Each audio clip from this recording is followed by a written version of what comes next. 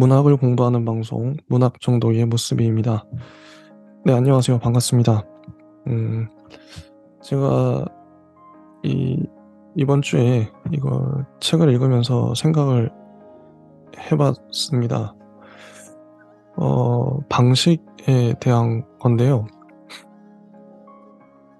음 그동안 해 왔던 방식이 어 책 내용을 요약 정리하고 주요 문장들을 읽어 갔죠. 음 물론 그 방식도 좋은데 어떻게 보면 저 개인의 이야기랄까? 음 읽으면서 제가 느꼈던 것들, 생각했던 것들을 더 나누면 좋겠다는 생각이 들었어요. 그래서 노력해 보겠습니다. 음 단순히 요약 정리하는 게 무슨 의미가 있을까? 음 책을 만약에 이 단편들을 읽으셨다면 요약 정리를 해 봤자 별 의미가 없을 테고, 읽지 않으셨더라도 요약 정리를 해도 안 와닿으시겠죠. 음. 어떻게 보면 방송을 듣는 이유가 저도 팟캐스트를 좋아하는데 어떤 생각의 알맹이들 를 듣기 위함이라고 생각을 해요. 그쵸? 어떤 의미 있는 와닿는 어떤 인사이트 같은 것들. 아마 이걸 들으시는 분들도 어 '이 방송을 통해서 어떤 뭐 대단한 정보를 얻겠다.' 그런 건 아니시겠죠. 무언가 알맹이 있는 말들을 듣고 싶어서 들으실 것이라 생각을 합니다. 그런 의미 있는 말들, 그 알맹이들을 많이 얘기하는 방송이 되면 좋지 않을까. 음 저의 바람입니다. 한번 들어가 볼게요. 2016년 현대문학상 수상 소설집 읽고 왔습니다. 그전까지 했던 이상문학상이나 젊은 작가상과는 다르게 작품 수가 많아요. 어 젊은 작가상 같은 경우에도 한 6 작품이었나요? 이상문학상도 뭐 대상 수상자까지 다 합치면 7 작품? 그 정도 됐었죠. 그런데 이 현대문학상의 경우 작품들을 다 합치면 한 12 개, 주일에 읽어야 되는 단편이 한 12편 정도가 돼요. 꽤 많죠. 그래서 이 압도적인 분량, 거의 평소에 2 주치 되는 분량이죠, 그동안 해 왔던 방송이요. 그래서 이 많은 분량을 읽으면서 솔직히 단편을 2번 읽을 시간은 없고 한 번씩 보는데요. 예. 일단은 뭐 질도 중요하지만 양이 중요하기 때문에 저는 인제 공부하는 단계라서 일 주일에 한 권은 최소한 보려고 노력을 합니다. 그래서 지금의 속도가 저한테는 적당한 것 같고요. 그래서 이 12 편을 어떻게 방송에 이야기할까, 이런 생각을 했죠. 그래서 아까 말했던 '단순 요약 정리가 무슨 의미가 있을까?' 한 편 한 편. 들으시는 분도 정신이 없을 거예요. 그래서 해당 단편에 대한 저의 단상들을 얘기하고 넘어가는 게 낫지 않을까, 이런 생각을 했습니다. 김채원 작가님의 베를린 필이 대상을 받았어요. 음. 근데 전 작가마다 스타일이 있다고 보는데 김채원 작가님 같은 경우에는 양력을 보면 1946 년생이세요. 연배가 좀 되시죠? 어 그리고 이분이 이화여대 회화과를 졸업하셨습니다. 회화라고 하면 그림을 그리셨다는 건데요. 여기서 저는 힌트를 얻었습니다, 단편에 대한. 확실히 이 내용 자체도 남북 분단을 다루고 있고요. 연배가 느껴진다. 이렇게 그 말이 뭐냐면 현재의 20 대가 할 수 있는 말이 있고요. 30 대가 할 수 있는 말이 있고 40 대가 할 수 있는 말이 있다고 생각을 합니다. 각각의 연령대마다 그건 뭐 개인 차도 있겠지만 세대 차가 있는 것이죠. 김치환 작가님 연배에 의뢰할 수 있는 어 고민을 할 수밖에 없는 그런 주제로 쓰셨구나. 그런 걸 느꼈고 근데 베를린 필은 또 이화여대 회화과 졸업하셨잖아요. 그러니까 그림을 그리는 분이 소설을 썼어요. 써 오셨죠. 그림은 이미지이고 어쨌든 같은 예술이지만 좀 다르다고 생각을 하는데 시각과 글은 뭐라고 해야 되나? 좀 질감이 다르다. 어 근데 이 소설을 읽으면서 저는 저랑 비슷한 과이시구나 이런 걸 느꼈거든요. 제가 MBTI로 따지면 N 성향입니다. 직감이 강해요. 글을 쓸 때도 폭죽처럼 팡팡 터지는 그런 느낌 직감이라고 그러죠. 어 A 얘기를 하다가 갑자기 B로 넘어가고 아니 뭐라고 그래야 되나. 예를 들어서 뭐 커튼 얘기를 하다가 갑자기 사과 생각이 나요. 사과 얘기를 하다가 갑자기 자동차가 생각나네. 자동차 얘기를 하다가 볼펜이 생각이 나요. 볼펜 얘기하다가 갑자기 철수가 떠오릅니다. 이런 식이죠. 음. 그냥 떠오르는 거예요. 근데 이게 마구잡이로 떠오른다기보다는 어떤 나만의 논리가 있어요. 이렇게 떠오르는 게.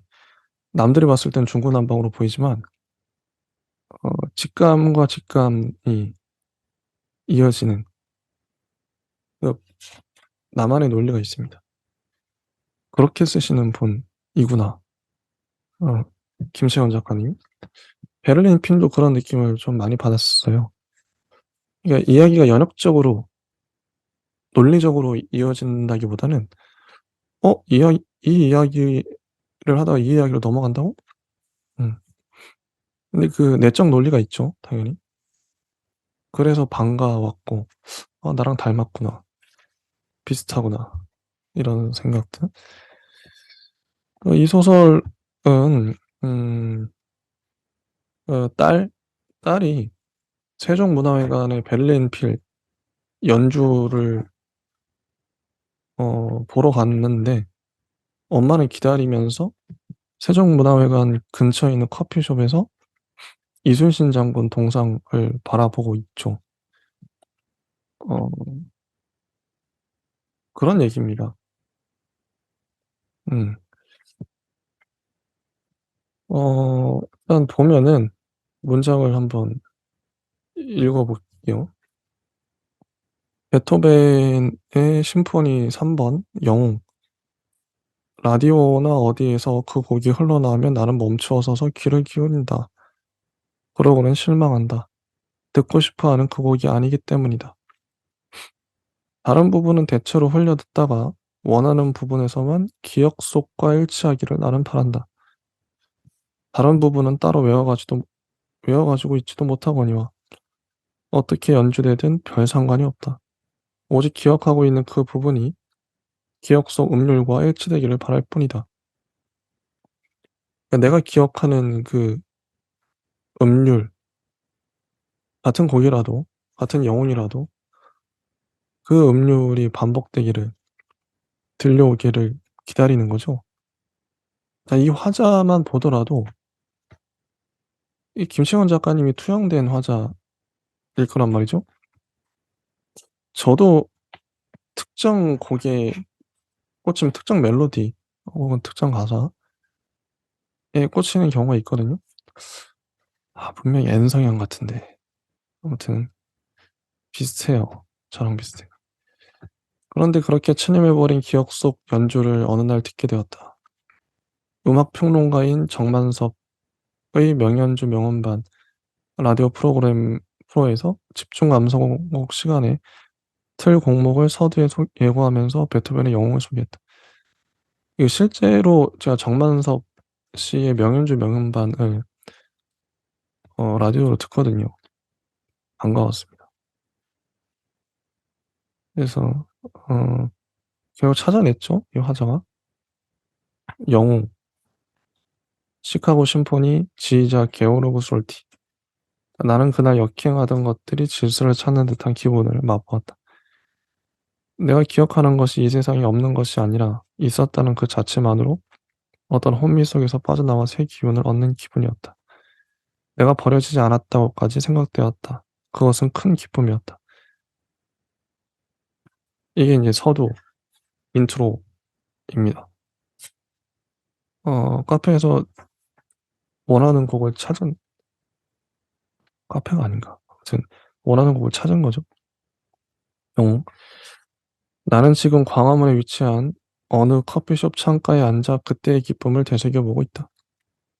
지금 그 일을 되새기는 것은 바로 옆 세종문화회관 홀에서 벨린 필의 연주가 있고 그것에 아이가 구경하러 갔기 때문일 것이다. 그것이 빌미가 되어 영웅 심포니를 들었을 때의 기쁨을 다시 생각하는 모양이다. 이런 상황입니다. 아이를 기다리면서 음, 상념에 빠진 주인공. 음, 소음만 가득한 커피숍에서 나는 아메리카노를 마시고 있다. 돈만 내면 이곳에 들어올 수 있구나. 나는 새로운 사실이라도 발견한 듯하다. 들어와 차와 음료를 마실 수 있고 다과류도 살 수 있다. 3층까지 있으니 마음껏 오래 앉아 있을 수도 있다. 그 사실이 새삼스러워 나는 다시 홀 안을 휘돌아본다. 무슨 권리인가 하는 의문이 뒤이어 고개를 쳐든다. 이런 일이 돈만 내면 되다니. 아니 그보다 이 세상에 태어나기만 하면 누구나 다 살 수 있다는 그 사실이 지금 새삼스레 다가온다. 자, 이 부분만 읽어봐도 같은 맥락인데요. 이 화자, 아마 김채원 작가님의 스타일 자체가 N성향이 강합니다. 불꽃이 튀듯이 팍팍 생각이 나는 거잖아요. 평상시 무수히 많이 갔던, 그전에도 무수히 많이 갔던 커피숍인데, 아, 돈만 내면 여기 들어올 수 있네? 아, 이런 일이 돈만 내면 되네? 이런 얘기를 하고 있잖아요, 화자가. 제가 딱 이러거든요. 갑자기 깨달음이 와요. 도인처럼. 커피숍에 갔는데, 야, 내가 돈을 내면 여기 들어올 수 있네. 이 엄청난 깨달음을 얻은 거죠. 제 딴에는. 남들은 좀 그게 뭔 소리야? 이럴 수 있는데, 그, 이런 성향이 있습니다. 이런 사람이 있고요. 제가 그렇고, 김치원 작가님이 그렇고, 화자가 그런 것 같아요. 아이들은 태어나 자라면서 언어가 무엇인지 모른 채 말을 배우기 시작한다. 하늘을 보고 하늘이라는 말을 익히고, 꽃을 보며 꽃이라는 말을 익히며 재미있어 한다. 하늘을 보면 누구나 다 하늘이라고 말하니 신기하지 않은가? 같은 맥락의 문장들이죠. 이런 깨달음, 이런 거 중요해요. 철학에서도 중요하고, 그러니까 낯익은 거를 낯설게 보기. 소설도 그런 류죠. 예전에 들었던 기억 속 음악이 없는 게 아니라 있었다는 거기서 새로이 힘을 얻듯 언어가 곧 형상이던 어린 시절을 떠올리는 것만으로도 나는 조금 힘을 얻는 기분이 든다. 그런데 오늘 이 광장을 밀도 있게 압축하는 장군의 동상을 느낀다. 동상이 서 있는 광장이라는 공간은 다른 크기의 공간과는 사뭇 다르구나 하고 느낀다. 이것도 깨달음이죠. 다 이런 류입니다. 아, 집중된 힘을 발휘하기 때문인가 장군의 동상이 하나의 표돌처럼 여겨진다. 이제 보니 지금 여기에 앉아 영웅 심포니를 떠올린 것은 베를린 필 때문이 아니라 저 동상 때문이었다는 생각이 든다. 연결되죠? 이미지와 이미지가. N성향이에요. 영웅 심포니를 새로이 음미해 보기 위해 오늘 이곳에 혼자 앉아 있게 된 것이란 생각마저 든다. 이순신, 베를린 필, 베를린이란 도시, 이들은 어느 한 흐름 속에 있는 듯하다. N성향입니다. 제가 이러거든요. 근데 이런 류 그냥 자기 성향대로 자기 생긴 대로 쓰는 거죠. 제가 소설을 쓰면 이렇게 될 거예요. 그래서 반가웠고 좀 많이 생각하게 됐던 '이런 식으로 소설을 쓰면 어떻게 되는가? 어떻게 쓰면 효과적인가?' 그냥 자기와 비슷하게 쓰는 비슷한 성향을 가진 작가의 글을 보는 건 참 거울 같은 건데 도움도 많이 되고 그렇습니다. 그래서 아이가 베를린 핀 음악 듣고 나왔죠. 밖에 나가서 인제 돌아다니다가 '집에 갈까?' 인제 근데 인제 아이가 왔는데 그 주차장에 주차한 차를 빼려고 하는데 못 빼죠, 거대한 차가. 자 뒷길로 들어서자 몇 걸음 안 가 거대한 차가 길을 막아선다. 거대한 차는 세종을 뒷문 쪽에 기태어 있다. 이 거대한 차는 무대가 끝났으니 다음 무대로 가기 위한 절차라고 아이가 말한다. 그렇구나 하고 나는 수긍한다. 그랜드 피아노, 하프 등 또 무언가 많은 악기와 기구들을 소리가 상하지 않게 하기 위해 주의 깊게 싸느라 더 크고 육중한 물건이 되었을 것이다. 그것들을 실어야 하는 차는 이렇게 거대할 수밖에 없을 것이다. 나는 그 섬세하고 귀한 소리의 세계에 압도당하는 느낌을 받는다. 이런 차인 거죠. 그래서 차가 막고 있어서 차가 못 나가요. 그래서 주인공과 딸은 딸인가? 딸은 밖에 나가서 돌아다닙니다. 근데 광화문 광장까지 가죠. 음. 거기서 인제 딸이 인제 차를 가지러 가요. 그러고 끝납니다. 음. 이런 소설이에요. 근데 여기서 인제 주인공이 생각을 이어가다가 음 6.25 발발 직전에 이모와 사촌들을 마지막으로 봤던 기억들, 38선에서 헤어진 기억을 떠올리거든요. 어. 그게 인제 마지막입니다. 어마이, 어마이. 이게 그러니까 분단의 일상화? 그러니까 이런 의미가 있는 거죠. 음. 아무튼 저는 이 소설에서 N성향 그게 인제 키워드였고요. 자 넘어가겠습니다. 두 번째 단편 초록빛 모자인데 수상 작가의 자선작이죠, 김시원 작가님이. 어 이 단편은 첫 문장을 보면 "인정이 몹시 그리워지는 어느 날 나는 남장을 하고 거리에 나섰다." 이렇게 시작을 합니다. "남장을 하고 거리에 나섰다." 남장은 여자예요.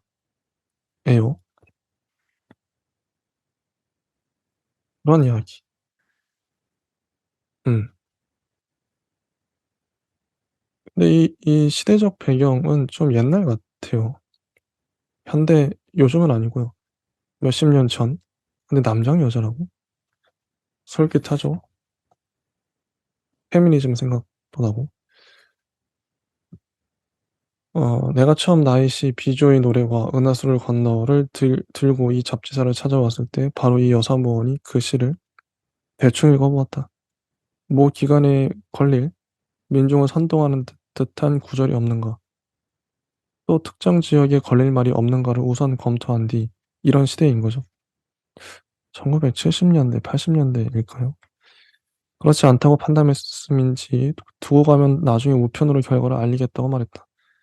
그도 그럴 것이 내 시정신이란 오로지 내 목소리를 뽑아내는 일이었으니까. 나는 전쟁이라든가 혁명, 사회 등의 남다른 특별한 분노나 사명감을 느끼지는 못하니까. 그거 나는 두 번 더 찾아갔다. 물론 언제나 남장이었으며 이름도 김호라는 예명을 쓰고 있었다.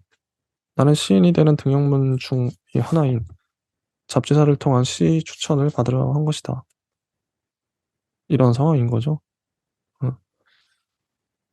저 사람 정신이 약간 이상한 것 같다고 했지 설옥 씨가 좋다고 해도 저런 사람을 문단에 등단시킬 수 없지. 다른 시인들이 공연히 피해를 보게 되는 경우가 있으니까 이런 뒷말을 하죠. 근데 이 여기서 말하는 나는 여사모원에게 주춤주춤 다가가서 저 부탁이 있습니다. 저의 마지막 소원이지요. 꼭 들어주십시오. 제가 죽거든 화장을 시켜서 그 뼈를 당신께서 몸소 한강상류 비교적 물이 깨끗한 곳에다 뿌려주십시오. 이런 황당한 부탁을 하죠. 나는 도대체 누구를 연기하고 있는 걸까? 그 마지막 내가 한 말은 어디선가 그대로 들었던 말 같다. 누군가 내가 그렇게 말했었다. 이런 얘기도 하고.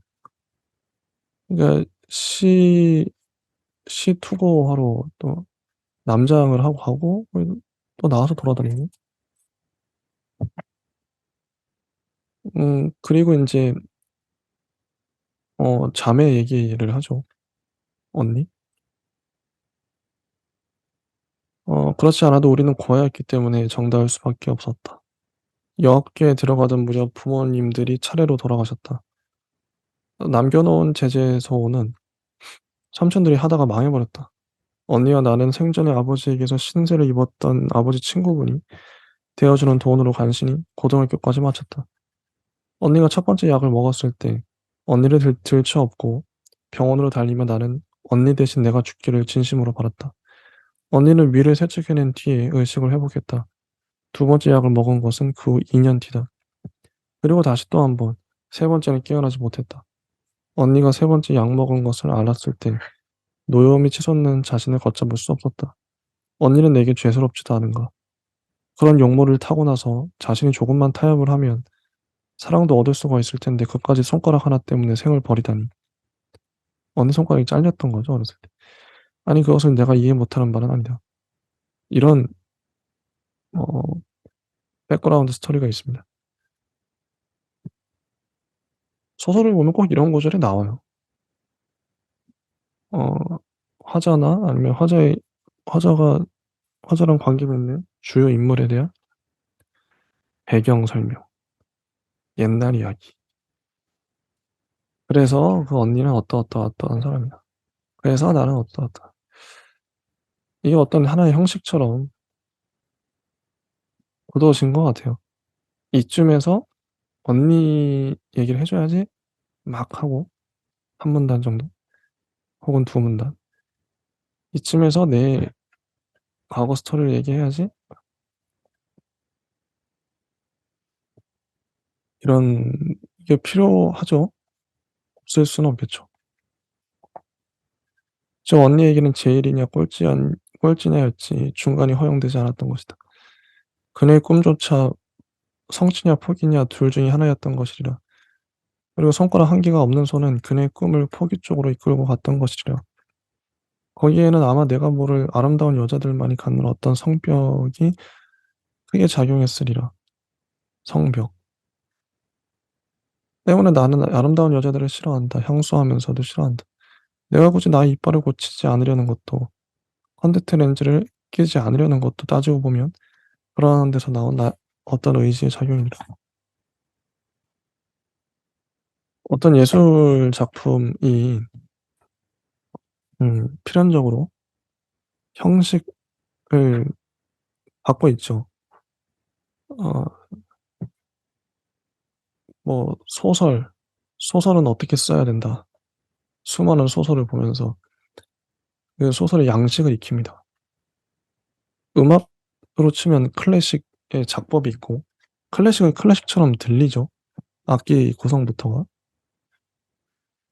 팝, 팝, 팝은 팝처럼 들리고, 힙합도 그렇고, 장르마다 작법이 다르겠죠.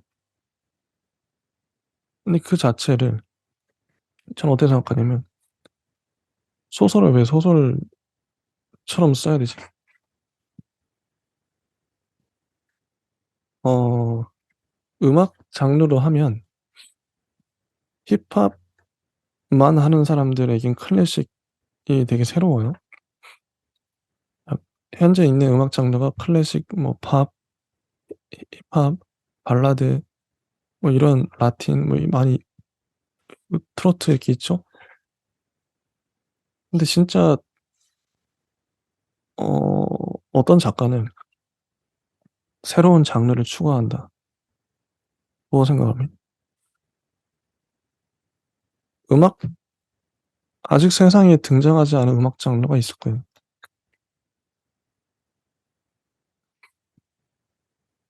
있겠죠. 만들면 되는데 그게 쉽지는 않죠.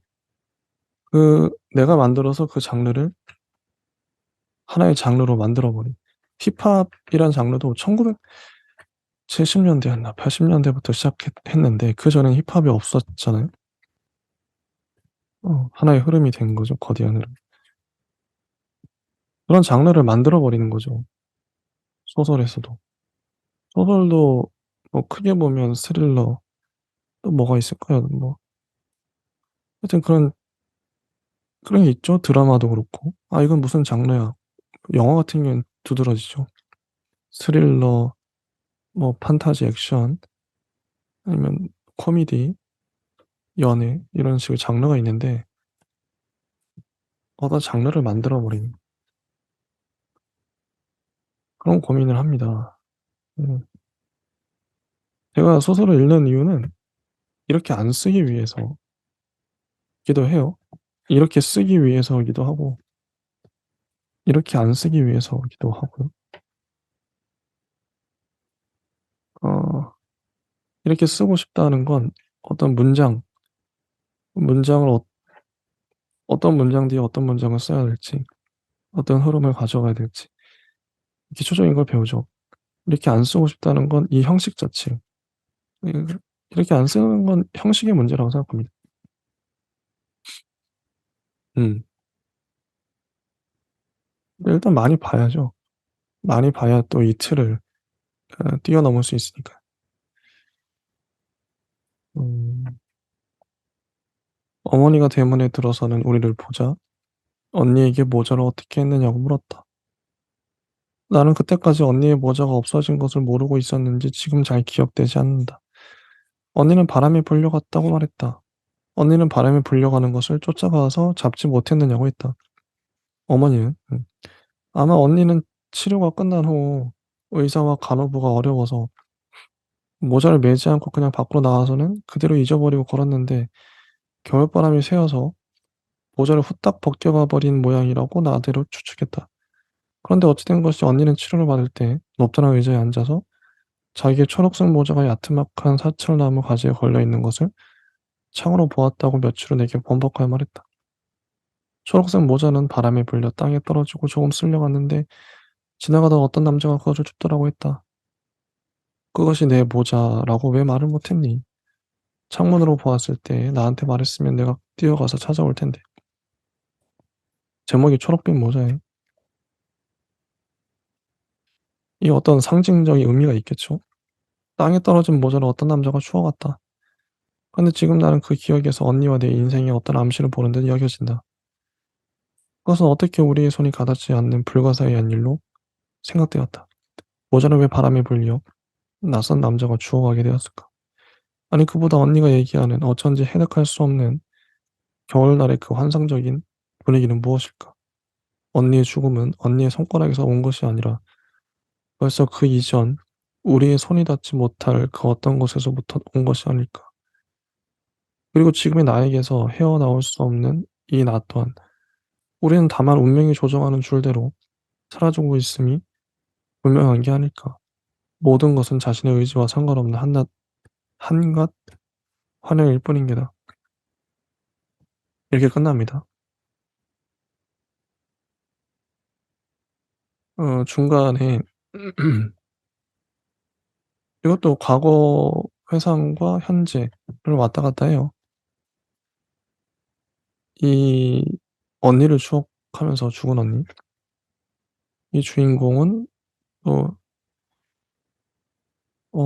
경찰서에 들어가서 매를 맞죠. 남장을 한 거를 비아냥 요즘을 당하기도 하고.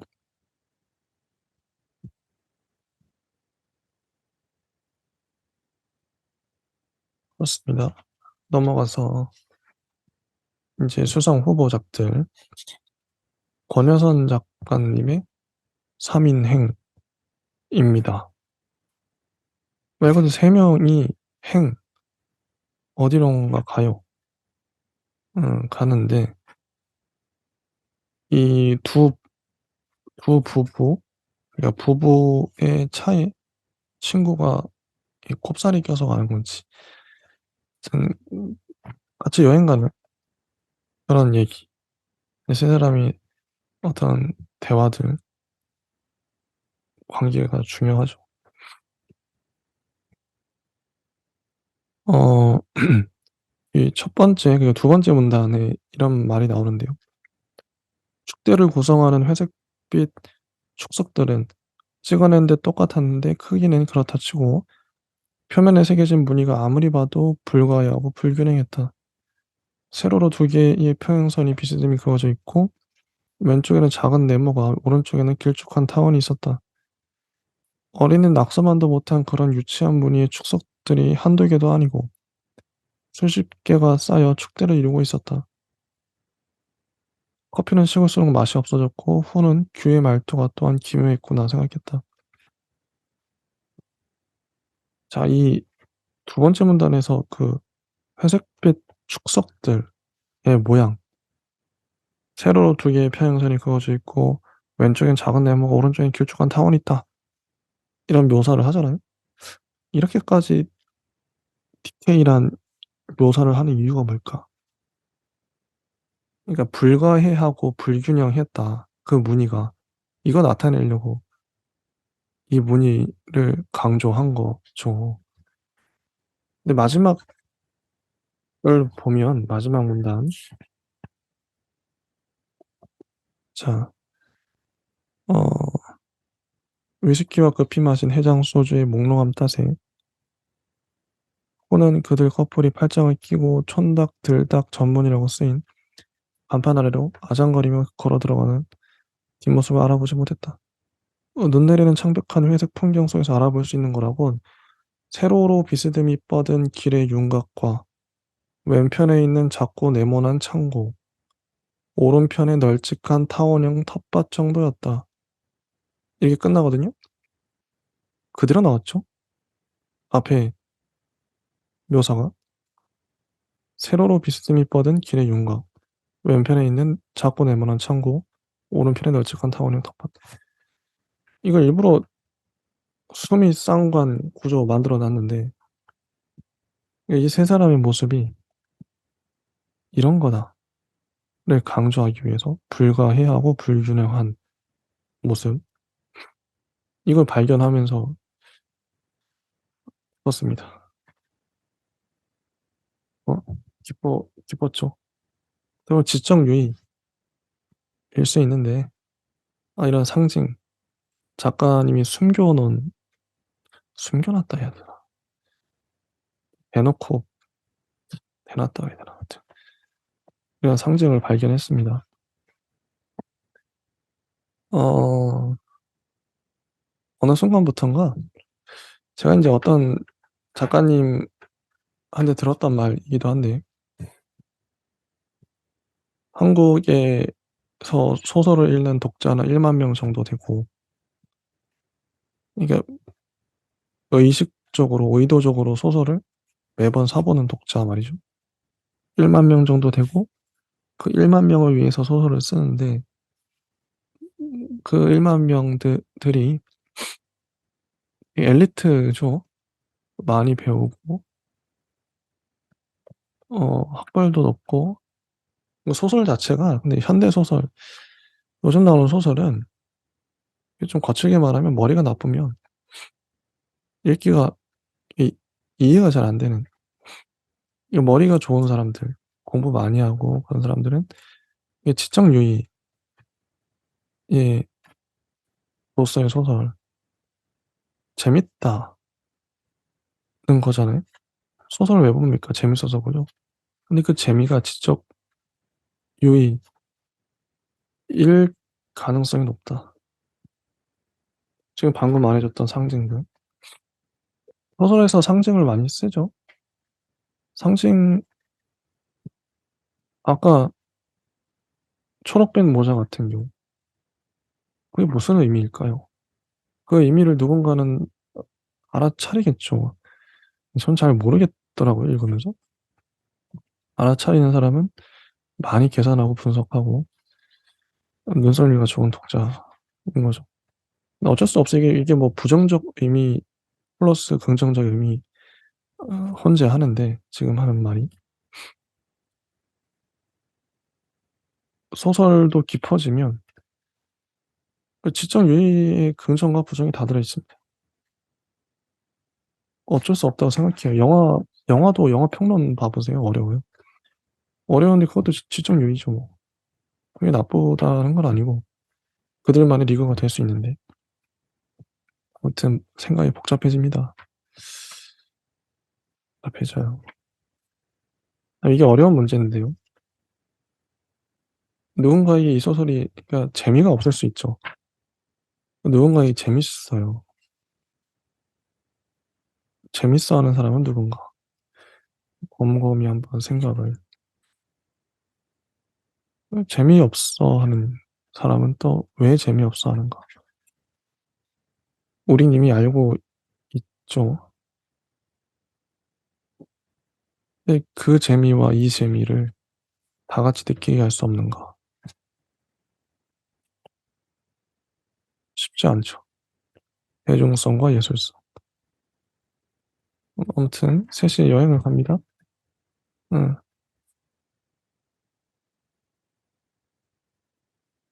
그리고 뭐 부부의 사이는 이렇게 좋아 보이지 않아요. 이혼을 했다고 하니까. 음. 서로 말다툼을 벌이기도 하고 참 음 뭐 이런 거죠. 67 쪽에 보면 그들이 떠날 때까지 개가 죽을 둥 살 둥 깨어 있었던 것에 대해 큐와 훈는 의견이 갈렸다. 큐는 낯선 사람들이 자기를 해코지 할까 봐 그런 거라 했고 훈은 낯선 사람들로부터 주인집을 지키느라 그런 거라 했다. 둘 다 주장의 근거로 다친 개의 뒷다리를 들었는데 큐는 그로 인해 강화된 개의 자기 방어 기제에 무게를 실었고 훈은 그로 인해 강화된 개의 주인에 대한 의존과 충성심에 중점을 두었다. 주라는 가엾은 개의 이력에 대해 쥐뿔도 모르면서 이러쿵저러쿵 떠들지 말라고 충고했다. 그 식당에 닭이 맛있긴 했지만 그걸 먹기 위해 무려 25km나 우회한다는 게 훈에게는 다소 지나치게 생각되었다. 더구나 만종 분기점을 지날 때 큐가 여길 지날 때면 항상 박종철 열사가 생각난다는 뜬금없는 소리를 해서 훈은 엉겁결에 아까 지날 때는 가만히 있다가 왜 지금에서야 그런 배부른 소리를 하냐고 다그칠 뻔했다. 옛날에 박종철 고문치사 사건 났을 때 사람들이 종철아 종철아 하면서 종을 쳐라 하는 분위기가 무르익지 않았냐. 근데 그때 전두환이가 맞불 작전으로다 김만철 씨 일가 기존 사건을 터뜨려 가지고 만쳐라 하면서 종을 그만 쳐라 하는 분위기로 바뀌어 놓지 않았냐. 맞다. 훈이 손뼉을 쳤다. 그때 김만철 씨 일가 기순 사건이 있었지.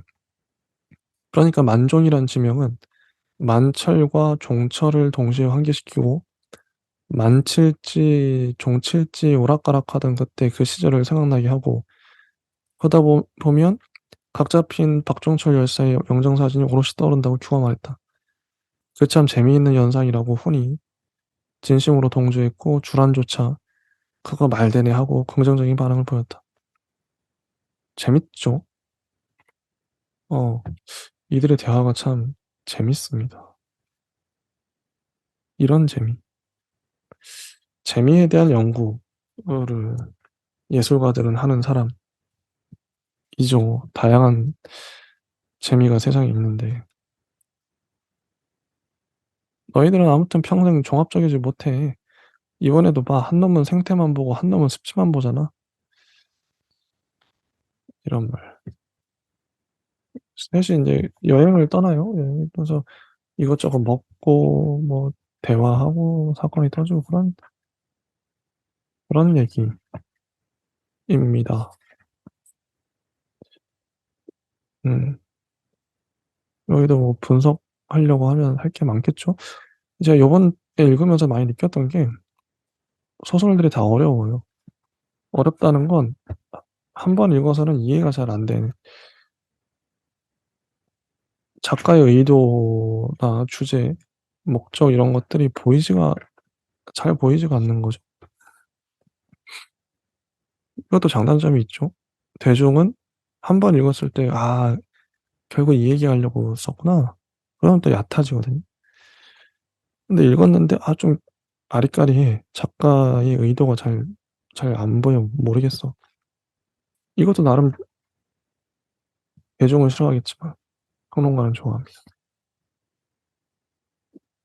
의도가 쉽게 간파되는 글이 과연 좋은가 이런 생각도 들고요.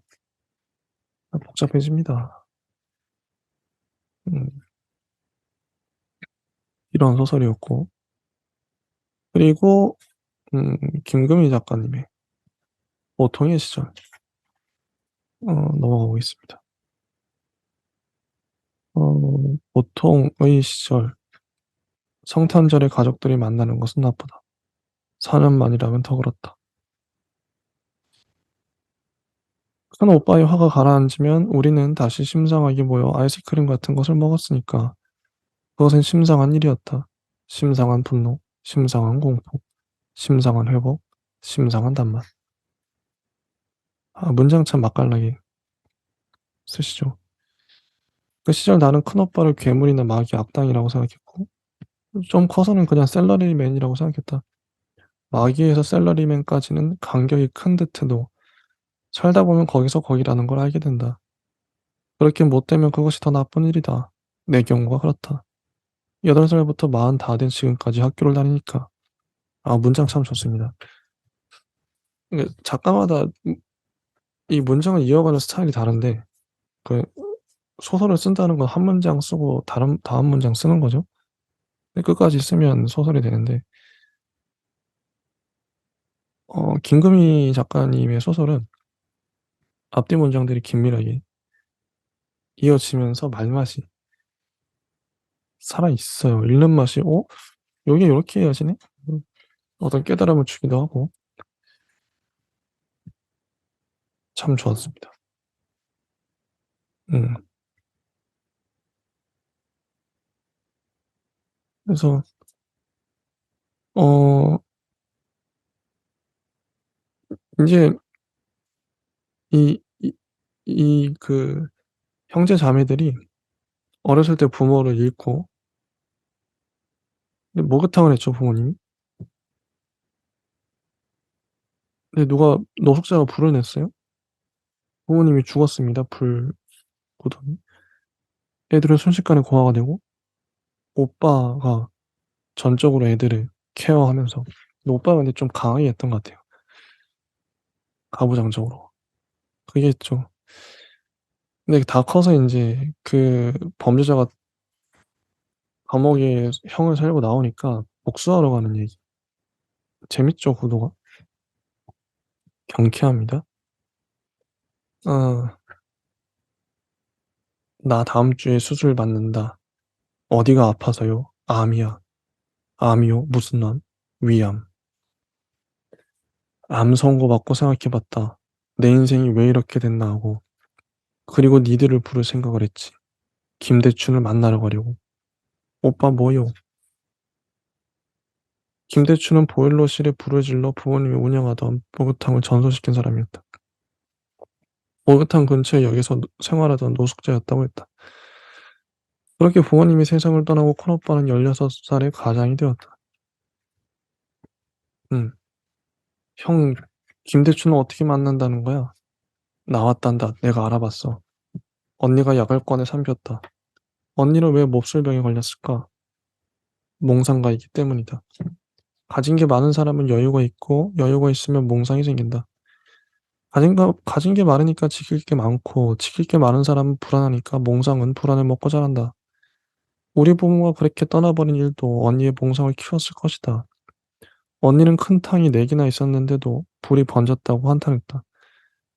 그렇게 물이 남아도는 목욕탕에서도 불이 나 죽을 수 있다는, 사는 게 그렇게 우습다는 언니 말은 매번 아주 지독한 농담처럼 들렸다. 문장과 문장이 이어지는 걸 보세요. 끝내줍니다. 끝내줍니다. 그래서 9시가 다 되어서 우리는 출발했다. 상준이는 큰오빠와 작은오빠 사이에 불편하게 끼어 앉았다. 그리고 출발했어요, 복수하러. 음. 웃긴 얘기 하나 할까? 내가 다닌 그 대학 건축학과 건물이 난림으로 지어졌거든. 철근 제대로 안 쓰고 콘크리트 경도도 무시하고 지었어. 70-80년대 건물 중에 그런 거 많았어. 그러니 백화점도 무너지고 다리도 무너지지. 아직도 무너질 건물 많다.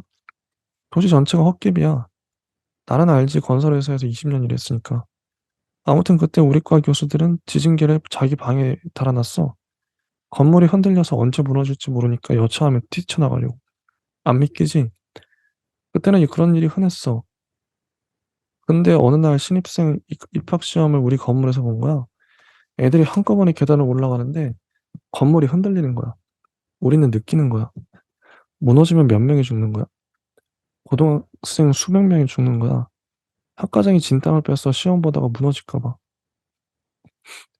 애들은 애들이고 남족이요. 이 건물이 무너지면 가장 걱정되는 게 뭔 줄 아나? 사람 죽는 게 가장 걱정되죠. 그러니까 학과장이, 아니 그것도 그런데 생각해보게 남족이요. 건축학과 건물이 무너졌다고 생각해보게. 교수들은 뭐가 되고 여기서 배우고 나간 졸업생들은 뭐가 되나? 선생들 하겠나? 취직이나 되겠어? 산 사람은 살아야 하는데 어디 가서 명함이나 내밀겠냐고. 모두가 웃었다. 재밌죠. 김금희 작가님이 확실히 이런 인물, 인물을 살려요. 인물이 정말 살아납니다. 인물 묘사랄까? 인물의 정의감이 쓰시죠. 정말 좋아요. 인물 간의 케미, 그리고 스토리를 풀어가는, 너무 좋습니다. 큰 오빠는 평생 화가 나 있는 사람이었고 부모에게도 마찬가지였다. 동생은 셋이나 낳아서 화나고 비명 행사에서 화나고 목욕탕을 해서 화난다. 양장점이나 금은방 같은 가게를 했으면 그렇게 죽지 않았을 거라고 했다. 어중이 떠중이 다 몰려와서 떼벗기고 머리 감는 문턱이 낮다 못해 없다시피 한 일을 해서 이렇게 되었다는 것이다.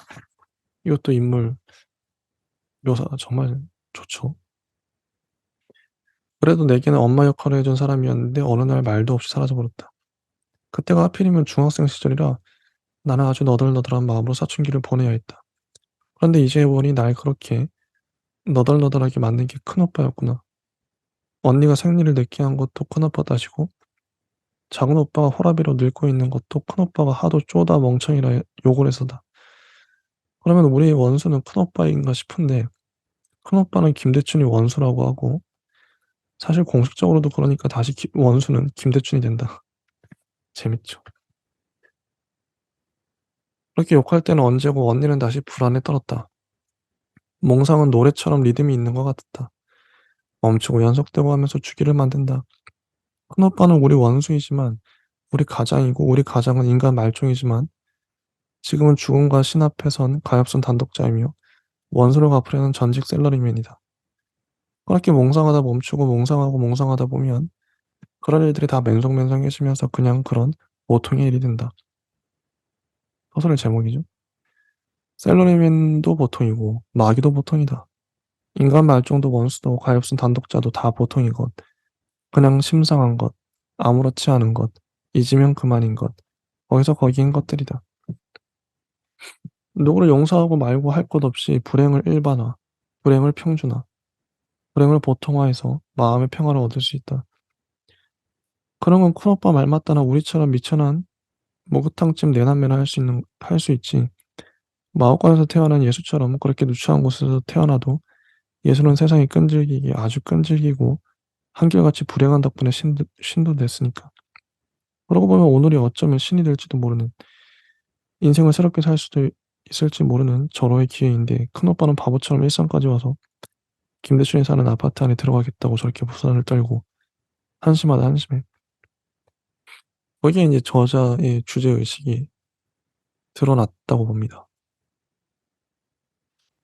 언니가 몽상이 몽상을 하죠. 몽상을 하다 보면 보통 일이 된다. 실제 그렇거든요. 생각 속에서 머리를 굴리다 보면 어떤 사건을, 그때 당시엔 되게 심각했던 것 같은데 몽상이 몽상을 이어가다 보면 보통 일이 되네. 이게 나오죠. 인간 말종도 원수도 가엾은 단독자도 다 보통의 것, 그냥 심상한 것, 아무렇지 않은 것, 잊으면 그만인 것, 거기서 거기인 것들이다. 누구를 용서하고 말 것 할 거 없이 불행을 일반화, 불행을 평준화, 불행을 보통화해서 마음의 평화를 얻을 수 있다.